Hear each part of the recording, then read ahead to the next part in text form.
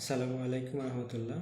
দর্শক, আজকে আমি একটু ভার্বাল ইমিটেশন নিয়ে কথা বলছি। সেটা হচ্ছে নন ভার্বাল বাচ্চা, অর্থাৎ যে বাচ্চাটা কথা বলে না বাট অনুকরণ করে, চেষ্টা করে, সেই বাচ্চাদের জন্য আমরা ভার্বাল ইমিটেশনটা দিয়ে থাকি। খুবই গুরুত্বপূর্ণ।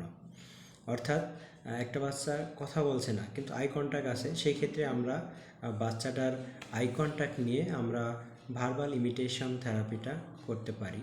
সেটা হচ্ছে কি, বাচ্চাকে আমরা তাকাতে বলবো এবং আমাদের ফেসের দিকে যখন তাকাবে তখন আমরা মুখটা কি করব, যে কোনো শব্দ করব, যেমন বা বা বা, সাউন্ড হোক আর না হোক। আপনি যখন বারবার এই প্র্যাকটিসটা করবেন তাহলে আপনার বাচ্চা এই জিনিসটা অনুকরণ করবে। তৎক্ষণাৎ যদি বাচ্চাটি এই কথাগুলো না বলে, শব্দগুলো না করে, দেখবেন এক সময় কিন্তু এই শব্দগুলো সে করবে।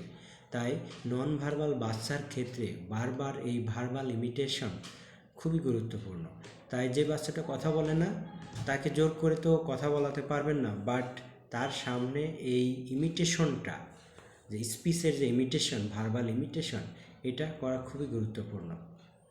আমি আমার এই ভিডিওর শেষে একটা ছোট্ট ভিডিও, ভার্বাল ইমিটেশনের একটা ভিডিও দিয়েছি। আপনারা দেখবেন। ভালো থাকবেন, সবাই সুস্থ থাকবেন, বাচ্চার যত্ন নেবেন। এই যে